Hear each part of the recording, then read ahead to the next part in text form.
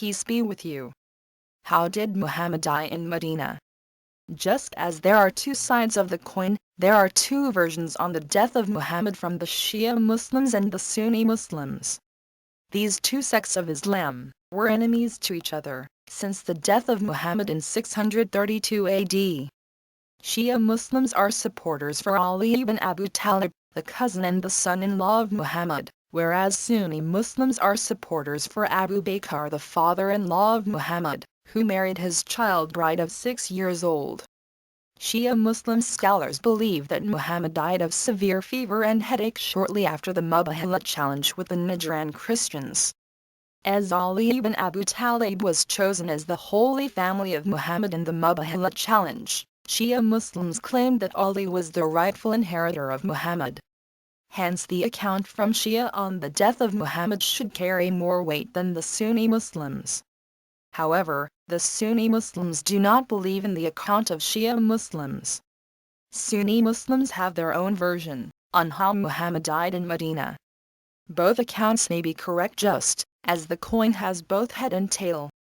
Muhammad could develop severe fever and headache at the final stage of his death.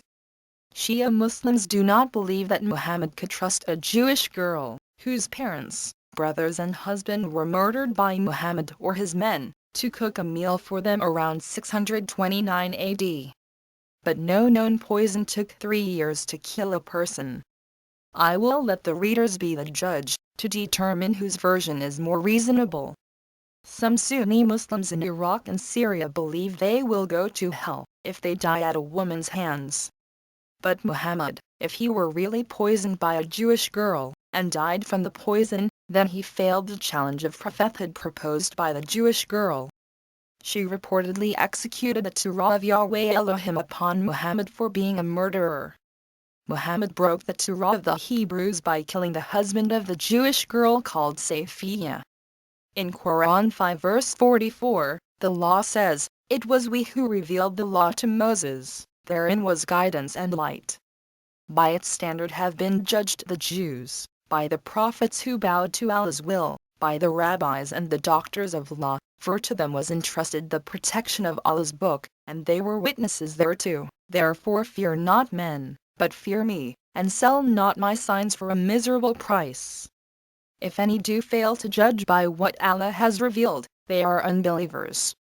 Quran 5 verse 45 says, "We ordained therein for them, life for life, eye for eye, nose for nose, ear for ear, tooth for tooth, and wounds equal for equal. But if anyone remits the retaliation by way of charity, it is an act of atonement for himself. And if any fail to judge by what Allah has revealed, they are wrongdoers." Unquote. In short, Yahweh Elohim had spoken to Prophet Moses that no Hebrew shall kill another Hebrew, otherwise he have to pay with his own life, and hence the phrase life for life, which is justice under the law. Bear in mind that the Torah of Moses does not permit a Hebrew to kill another Hebrew. Will it be permissible for a pagan like Muhammad to kill a Hebrew? In Quran 5 verse 32 says, "On that account, we ordained for the children of Israel, that if anyone kill a person, unless it be for murder or for spreading mischief in the land of Israel, it would be as if he killed the whole people, and if anyone saved a life, it would be as if he saved the life of the whole people." Unquote. Muslims often quote this verse, that Allah does not permit to kill the innocent life. But the context of this message is that the Hebrews have the law, "Thou shalt not kill." If Muhammad had obeyed the law, he would not twist the Hebrew law into Arabia law, because whatever was spoken by Yahweh Elohim was applicable to the nation of Israel only until the time of John the Baptist, not in Saudi Arabia, where it was purely a pagan nation until today. The use of Kaaba in Mecca is a clear form of pre-Islamic paganism. By virtue of the law of Yahweh Elohim in Exodus 21 verse 23 to 25, "But if there is harm, then you shall pay life for life, eye for eye, tooth for tooth, hand for hand, foot for foot, burn for burn, wound for wound, stripe for stripe." Unquote. Muhammad was required to pay with his life for the death of the innocent villagers in Khaybar, who carried their spades and hoes, about to work in their farms early that morning. Muhammad ambushed the villagers of Khaybar for the treasures of Kinana, the village chief of Khaybar. Under the Torah of Moses, Muhammad was a criminal, because he killed the innocent life of the villagers of Khaybar for their wealth and beautiful girls. If the villagers of Khaybar had harmed Muhammad personally, then the Jews concerned should stand for trial under the Jewish court in Israel. Muhammad had no legal rights to encroach with the Torah of Moses, since the precedent laws shall judge a later messenger. Imagine, can a lawyer in Saudi Arabia practices as a lawyer in the Jewish court of Israel? All Muslims are a irrational bunch of idiots to declare Muhammad could represent the Jews and the Christians, to amend the precedent laws in the former scriptures.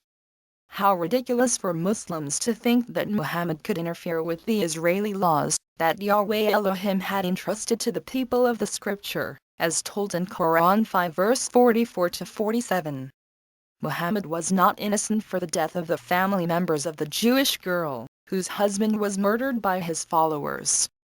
In fact, Yahweh Elohim only ordained wars in Israel so as to wipe out idolaters, so that they would not pollute the Hebrews with idolatry, and to prepare the Hebrews for the coming Messiah Jesus.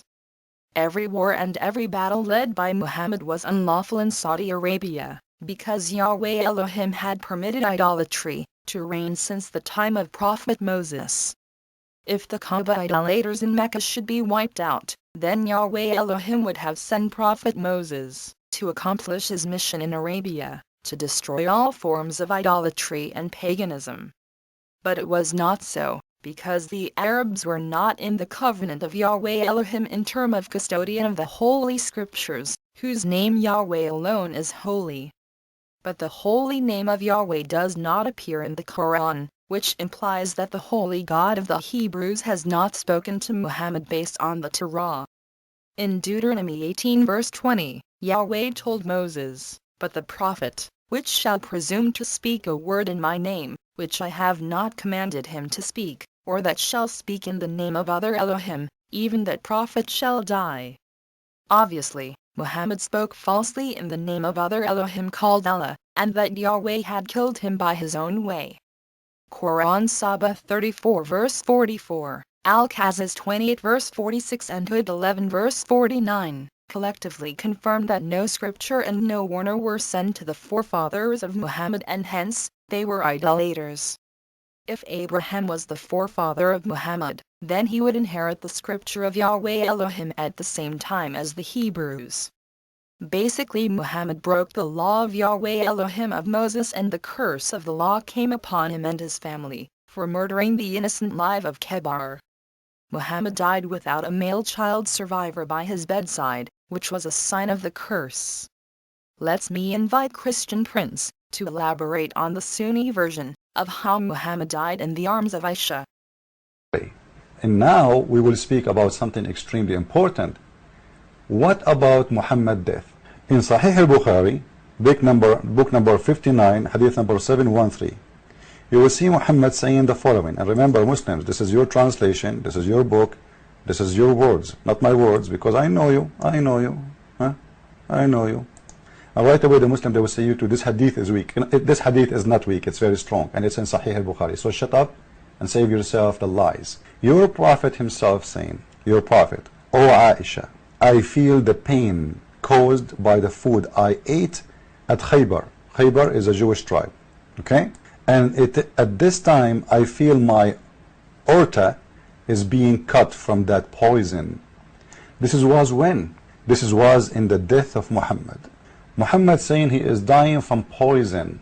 Now if the Muslim, they will say Muhammad, no, he did not die by poison, it's mean Muhammad is a liar again. He is lying, he is not dying from poison, or at least he is ignorant, stupid. I thought Muslims, they believe that whatever Muhammad he say is inspired from Allah. So when Muhammad him saying, in his death he says, "I'm dying because of the poison which I ate in Khaybar, and my aorta is cut off because of it." Muhammad, he knew better. Don't you Muslims believe that Muhammad knew better? So now here we have two questions. Number one question, why Allah did not save him the same way he saved Jesus? Here we go.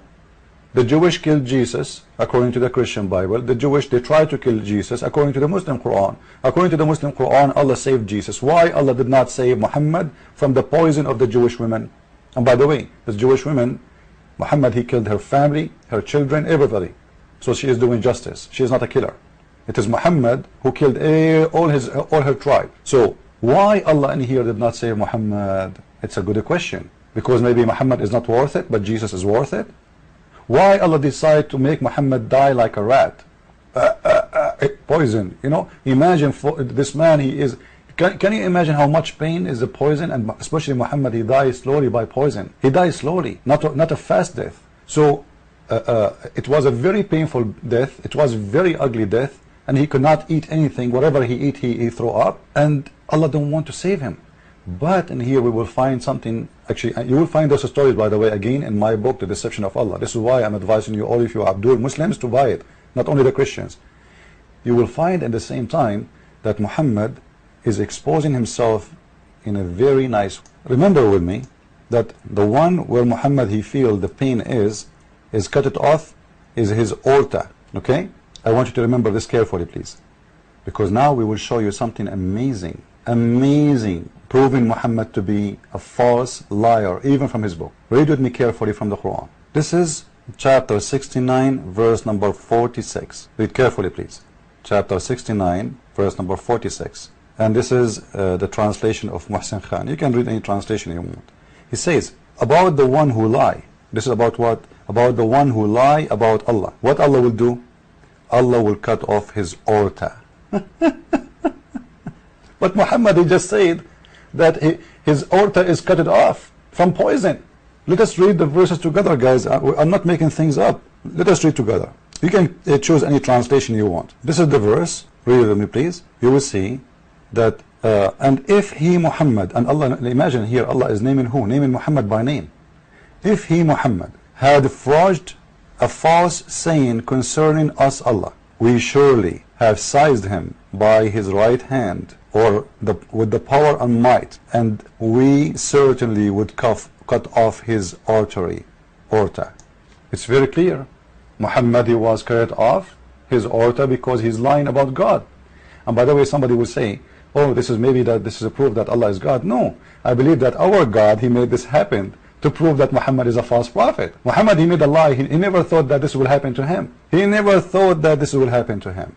And here we go, the Quran is proving Muhammad again that he is a false liar, because it says clearly that this is a verse, a chapter made only for Muhammad. And if he, Muhammad, if Muhammad, he lie about Allah, if he verged, if he making a fraud about Allah, if he is making Quran, it's not from Allah, what Allah will do? He will cut off his life artery, and this is how Muhammad he died. So what do you want more proof that Muhammad is a false prophet, you silly Muslims? I advise you to buy my book, and maybe you will be smarter than other Muslims.